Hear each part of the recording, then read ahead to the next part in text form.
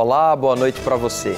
As pesquisas eleitorais são elementos importantes para que o eleitor tome a decisão do voto com um instrumento a mais para medir a viabilidade de um candidato, se ele tem chances de ir a um eventual segundo turno, por exemplo, ou mesmo de vitória.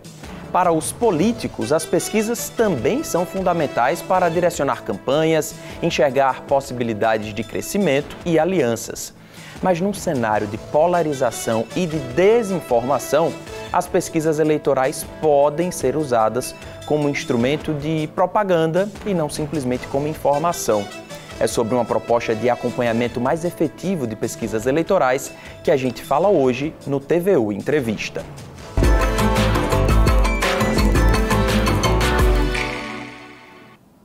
Bom, após o mestrado aqui na UFRN, no programa de pós-graduação em Gestão de Processos Institucionais, o jornalista Breno Nunes vai continuar a pesquisa sobre pesquisas eleitorais na Universidade Federal de Santa Catarina, agora no doutorado em jornalismo. Seja muito bem-vindo à TVU, Breno, é um prazer recebê-lo aqui. Boa noite, Aniele, boa noite a quem nos assiste. Eu que sou ex-aluno, egresso aqui do curso de jornalismo, fico muito feliz em poder conversar com você sobre esse trabalho que a gente está desenvolvendo na universidade, que iniciou aqui em Natal, na UFRN também, e que agora na Universidade Federal de Santa Catarina, sobre a temática que você já avisou aí no início. Pois é, eu começo perguntando, Breno, de onde partiu a sua avaliação de cenário, né? Esse ano agora de 2024 foi um ano em que tivemos eleições municipais e a gente viu, por exemplo, pesquisa eleitoral para todo lado. Tinha pesquisa que dava vitória de um candidato, outra pesquisa que dava vitória de outro. No primeiro turno, né, um candidato que estava mais à frente ali, que acabou nem indo para o segundo turno, né, candidato que aparecia na maioria das pesquisas, que foi o ex-prefeito Carlos Eduardo, acabou nem indo para o segundo turno. Então, eu queria perguntar para você, por que você decidiu abordar e pesquisar esse assunto? De onde partiu essa vontade? Aniele, eu tenho uma atuação antes da parte acadêmica, já na vida profissional, há mais de 15 anos na gestão pública, prefeituras municipais, câmaras municipais, e dessa vivência eu comecei inclusive aqui também na UFRN, no início dos anos 2010, a me interessar pela questão da opinião pública, porque era com isso que a gente lidava o tempo inteiro ao assessorar prefeitos, presidentes de Câmara.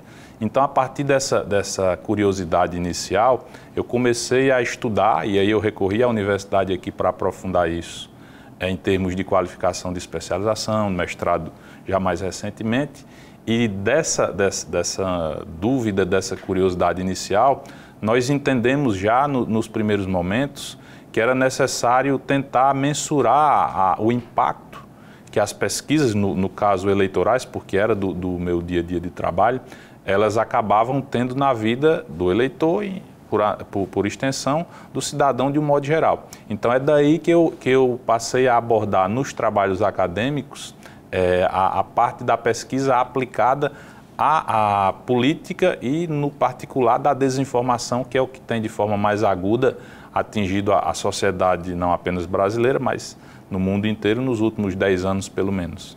Essa impressão, né, que eu como jornalista que cubro a eleição e que acho que chegou na população mesmo, essa impressão de que, dependendo de quem divulga a pesquisa eleitoral, esse resultado pode ser de alguma forma manipulado ou manipulável. Isso se confirmou já? Tem se confirmado nas suas pesquisas? Olha, nós temos muitos indícios disso. No mestrado que a gente fez, que teve como plano de fundo a eleição presidencial e, no particular, a eleição para governo do estado aqui do Rio Grande do Norte de 2022, nós pudemos encontrar muitos indícios que apontavam para isso. Por quê? Porque a própria legislação eleitoral, a primeira questão é que ela determina que todas as pesquisas no ano eleitoral sejam registradas junto ao TSE. E ao fazer isso, existe uma série de requisitos que você deve cumprir enquanto instituto ou como contratante desses levantamentos. E nesse caso aí de 2022, o que ficou muito claro é que, a depender de quem contratava as pesquisas do veículo, e por vezes essa legislação ela trouxe uma ambiguidade porque permitiu e continua permitindo ainda hoje que o real contratante não seja aquele que figura no sistema da justiça eleitoral como contratante formal. Muitas vezes o que se aduz é que seja um político interessado no resultado. Então, essa brecha, essa ambiguidade, permite ainda hoje que os contratantes, eles de alguma forma influenciem no resultado que mais adiante será divulgado. Por quê? Porque são centenas, nos últimos 2 anos, centenas os processos que são impetrados ou de um lado na disputa eleitoral de um candidato A ou de um candidato B, das candidaturas dele, através da sua assessoria jurídica, questionando metodologia, questionando a aplicação dos questionários, as perguntas que são feitas, que muitas vezes têm direcionamento e criam viés de confirmação ou de repulsa na resposta e indução do eleitor. Então, tudo isso aí que fica a cargo do Instituto e a campo prospectar, mas que tem muita ligação com quem contrata, acaba tendo a influência direta na percepção coletiva. E aí eu já dou um dado que confirma isso. Quando do mestrado, na cobertura da quadra eleitoral para governo aqui do Rio Grande do Norte, nós analisamos os resultados das 73 pesquisas realizadas do ano anterior à pesquisa, em 2021, foram 16, e 57 realizadas no ano de 22, o ano eleitoral. Dessas 73 pesquisas, apenas uma delas aproximou-se do resultado real erigido das urnas. Governadora Fátima reeleita com 58% de votos, e foi a pesquisa divulgada de véspera pela InterTV Cabugi, contratada junto ao IPEC, que apresentou ali até então a intenção de voto de 55 pontos para a governadora. Então, uma de 73 pesquisas apenas se aproximou do resultado. Por conhecer desse universo, nós temos a condição de dizer que isso não se deu por uma questão de falta de qualidade técnica, não, absolutamente. Os institutos, eles têm a qualificação técnica, não é disso que se trata. Se você tem um percentual tão baixo, dá margem para se imaginar que sejam outros fatores e influências que estão ocorrendo ali naquele processo. Então, deixa eu aproveitar para fazer aqui uma espécie de advogado do outro lado, porque a gente escuta muito os institutos falarem assim, mas pesquisa eleitoral não é matemática, né? Ela está ali para ser uma fotografia do momento, para mostrar muitas vezes tendência, né? Se você vê um candidato que está subindo mais, outro que está descendo mais, ou se está estável, isso vai apontando caminhos, isso pode mudar ao longo ali dos últimos dias antes da eleição, até a gente teve esse fenômeno das últimas horas, né, ao longo do dia de eleição. Você, como é que você opina com relação a esses argumentos que podem vir desses institutos de pesquisa? Assiste certa verdade quando o Instituto diz isso, porque a rigor, a senso comum, você disse que a pesquisa ela é um retrato do momento em que ela foi realizada, isso é fato. Mas assim, não é porque ela é um retrato do momento que eu, enquanto o prestador do serviço, que é a realização de uma pesquisa, vou me ancorar nisso para, eventualmente, quando saídos os resultados finais, me distanciar para muito além das margens de erro do resultado em que as urnas trouxeram ali da sociedade. Então, eu não posso simplesmente dizer que, porque ela é uma fotografia do momento, eu não tenha compromisso com me aproximar do que será dado como resultado. Então, eu vejo que, nesse aspecto, nós não podemos aceitar, e aqui não é uma crítica direta ao Instituto em si. É claro que existem vários fatores que influenciam a decisão e a mudança de voto. A literatura técnica está aí para mostrar que existe o eleitor pendular, que é uma parcela considerável aí, em torno de 1/3 dele que costuma decidir o voto ali, faltando menos de 10 dias para o pleito. Então tem uma série de fatores que influenciam nisso. Mas não dá para atribuir a isso a justificativa que leve os institutos a se distanciarem tanto dos resultados das urnas. Até porque você tem nas pesquisas ali apontando o eleitor que se mostra indeciso, né? Isso também aparece nos números. Sim, Agora eu aproveito para perguntar, Breno, se na sua opinião a polarização atual que a gente fala, né, direita e esquerda no Brasil, isso vem também de outros países, contribuem para esse cenário. Por que eu pergunto? Porque muitas vezes, se um eleitor ele é de direita ou de esquerda, ele vai ter um instituto que ele vai confiar mais. E ele vai dizer, por exemplo, não, mas esse instituto não é tão confiável. Eu só confio em tal instituto que, em geral, está mais ligado à ideologia partidária dele. Você observa isso mesmo, que a polarização contribui para essa interferência e influência nas pesquisas eleitorais? Diretamente, eu penso que não, mas há também, de fato, uma influência indireta na medida em que uma parcela, uma fração do eleitorado, ele tem esse viés ideológico como determinante na definição do voto e, por tabela, isso aí costuma, nas capturas de pesquisa que a gente verifica no dia a dia, equivale a 15%, 20% do eleitorado dito de direita ou de esquerda, então é uma parcela que é significativa, mas que não é determinante. Então tem uma influência, mas eu não diria que seja uma influência contundente a ponto de ser decisiva pelo fato de haver a polarização. Até porque é preciso que a gente trate aqui de um exemplo que descortina e desconstrói qualquer tipo de argumento nessa linha, que é do instituto chamado Atlas Intel.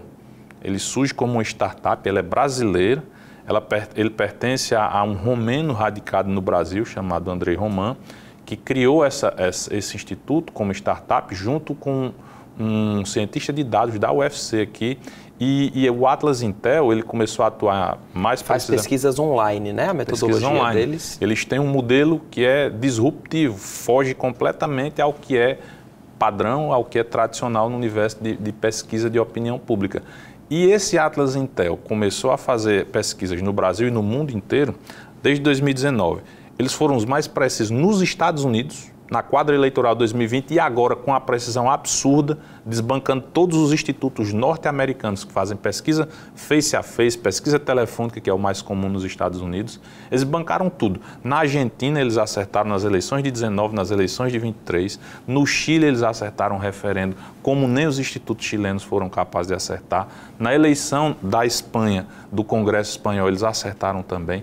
Na eleição francesa eles acertaram. Na eleição uruguaia eles acertaram. Então, assim, eles fazem, a partir de um modelo disruptivo, o que os outros institutos não conseguem fazer, mesmo enfrentando todas as dificuldades alegadas pelos institutos ditos tradicionais.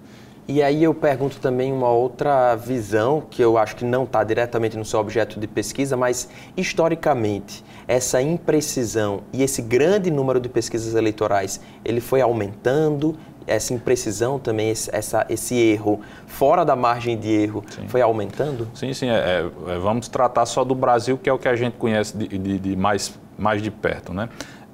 Ao longo da história, você teve basicamente dois institutos que, na iniciativa privada, carregaram a missão, vamos dizer assim, de acompanhar e monitorar a opinião pública brasileira. O IBOP, que foi dissolvido recentemente e transformou no IPEC, e o Datafolha. Então, você tinha apenas dois institutos que, de um modo geral, eram contratados pelos principais veículos de comunicação, por atores políticos, etc.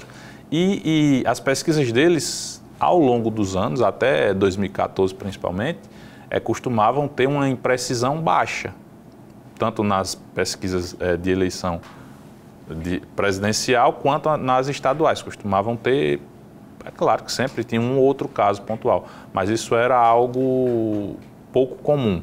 Só que a partir de 2018, essa dita imprecisão se torna muito mais aguda e isso vem na esteira de uma profusão de institutos que passam a existir. Vou lhe dar um dado concreto. Na eleição de 2022, no Brasil, você teve uma profusão de institutos que saltou à época, como eu disse antes, você tinha 2 ou 3 que faziam isso com frequência, você passou a ter mais de 30 institutos fazendo pesquisas e divulgando no Brasil. Então foi um crescimento vertiginoso e rápido. Isso, naturalmente, se você tem mais institutos pesquisando, aumenta a tendência de que haja mais erros, daí a imprecisão aumentar. E aí eu acho que é muito importante a gente como cidadão, né, e essa sua pesquisa é fundamental para isso, de ficar muito atento, porque agora, com as campanhas políticas sendo pagas com o fundo partidário, né, é dinheiro público, é dinheiro nosso do contribuinte que está indo para os partidos, está indo para as campanhas e, consequentemente, pagando essas pesquisas. E a gente sabe que pesquisa eleitoral não é um negócio barato. Né? Então, você observa que também é preciso esse monitoramento maior, porque no fim das contas você pode ter aí ou crimes relacionados e outros crimes, além da desinformação, de você manipular de certa forma o resultado eleitoral, você pode ter algum desvio de dinheiro no pagamento dessas pesquisas eleitorais pelos partidos políticos. Eu acredito que esse seja um caso possível de ocorrer. O que eu posso lhe dizer daquilo que a gente tem estudado, especialmente de uma decorrência do nosso mestrado, um monitoramento que a gente tem desenvolvido ao longo desse ano de 2024, acompanhando o processo eleitoral municipal, é que você tem casos absurdos em que candidatos, de forma oficial e declarada, contratam um instituto de pesquisa, estou falando do Rio Grande do Norte, não vou citar município, mas isso aconteceu aqui. O candidato de uma determinada cidade, ele contrata com o dinheiro da campanha, o dinheiro oficial, como você falou, de fundo do FEF, que é o fundo eleitoral, ele contrata o instituto, pela campanha dele, divulga a pesquisa e ele está na frente. Isso é no mínimo antiético para dizer apenas isso. Não apenas isso aconteceu em alguns municípios, como alguns partidos também replicaram essa prática. O partido ligado ao candidato que concorre naquele município contrata a pesquisa, por coincidência, o resultado que é divulgado em seguida traz aquele determinado candidato liderando. Então, para mim, a expressão máxima que ilustra os perigos de a manipulação da pesquisa como instrumento de desinformação se tornar algo enraizado e disperso por todo o país, porque nós estamos falando do nosso pequeno Rio Grande do Norte, mas isso se verifica no Brasil inteiro. E aí eu queria agora partir para os encaminhamentos, digamos assim. O que é que você propõe, você já propôs no mestrado, a criação de um comitê, é isso, de acompanhamento dessas pesquisas eleitorais? Quem faria esse acompanhamento? Veja só, para entender melhor, tudo isso que a gente discutiu até agora é o diagnóstico do problema, né? Que é a influência das pesquisas eleitorais como um instrumento de desinformação dentro do processo eleitoral, seja eleição para presidente, para governo, para senadores e, no caso desse ano, para prefeitos também. Então, se nós já percebemos como isso está factível nos estudos que têm sido realizados ao longo dos anos aí, diversas universidades, e o nosso também vai nessa mesma linha, de que as pesquisas influenciam, sim, é necessário que haja alguma alternativa a essa situação. E é nesse aspecto que nós tentamos buscar, atrelando aí as melhores práticas internacionais e o contexto real da política brasileira, uma proposta derivada do nosso mestrado, que seria o seguinte: só para você ter uma ideia, os Estados Unidos, que trata da opinião pública de forma profissional, mercadológica e acadêmica há cerca de 100 anos, como nenhum outro país, eles mantêm lá em torno de 60 instituições públicas de ensino, universidades, ou às vezes também na iniciativa privada, mas universidades.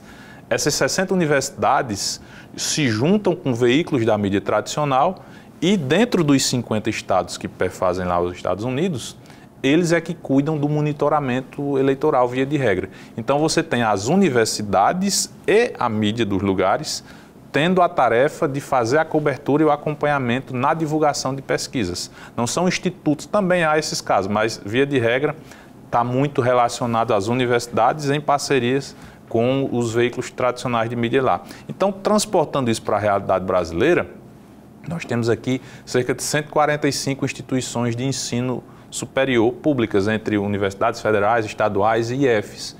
Isso, se eu forçar a barra, eu posso dizer a você que existem só 2 casos em que alguma dessas instituições, de alguma forma, ela monitora, não de forma recorrente, mas por vezes ela monitora a opinião pública eleitoral, que é o CESOP, é um instituto ligado à Universidade de Campinas, lá em São Paulo, e o Instituto Verbena, ligado à Universidade Federal de Goiás.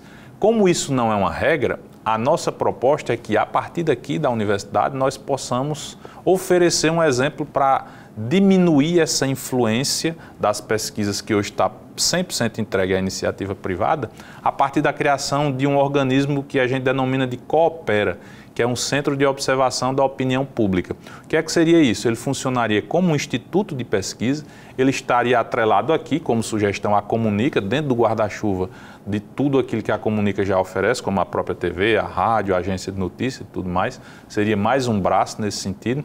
E esse Coopera, ele trataria de fazer intercâmbio interno para acompanhar a opinião pública universitária, da opinião pública de Natal, por exemplo, e do Estado de um modo inteiro, com a realização periódica de pesquisas, não apenas eleitorais, mas para tratar da economia, dos impactos dos grandes eventos em Natal, em outras cidades do Estado, uma infinidade de ações que seriam delegadas a esse Coopera. A principal delas seria monitorar a partir de cada pleito municipal, estadual ou a corrida eleitoral presidencial, dentro do Rio Grande do Norte, como exemplo, que pudesse vir a ser replicado pelas universidades federais, por exemplo, de todas as outras unidades federativas do país. Então, a partir do nosso exemplo, no Rio Grande do Norte, você teria periodicamente as pesquisas sendo realizadas por um instituto criado aqui, com a expertise da estatística de dentro da universidade, com a expertise de startups para a área, como a exemplo do Atlas Intel,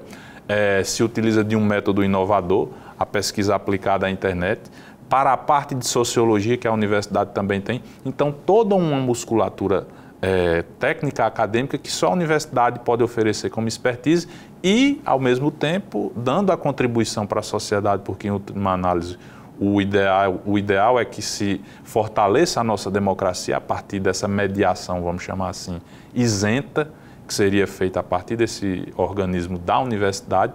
Você teria uma contribuição, a exemplo do que aconteceu na pandemia, que a universidade é que pode dar como uma espécie de farol para a sociedade, no sentido de direcionar o caminho que ela deve seguir sem que haja interferência em suas decisões políticas. Então, o escopo da ideia seria esse. Nosso tempo está praticamente esgotado, mas por curiosidade, para que isso acontecesse, tinha que mudar a legislação eleitoral, uma emenda à Constituição, de que forma? Não é preciso que haja nada nessa linha.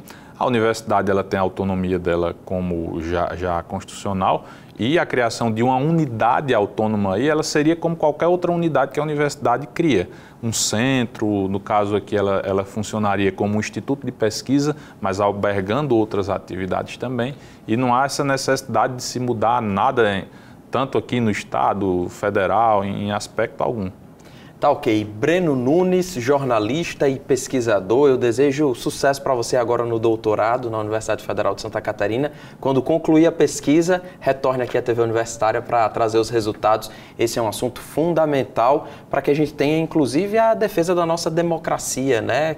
Fazendo com que o eleitor possa ter acesso a dado, a informação de forma isenta, né? Então, muito obrigado pela sua presença. Eu agradeço o espaço e reforço isso porque, em última análise, nosso objetivo que move todo esse estudo, toda essa dedicação, é uma contribuição ao fortalecimento da nossa democracia. É disso que se trata no fim das contas. É isso. Obrigado mais uma vez, Breno. Obrigado a você que esteve conosco aqui em mais uma edição desse TVU Notícias especial com o nosso TVU Entrevista. A gente volta a se encontrar amanhã. Até lá.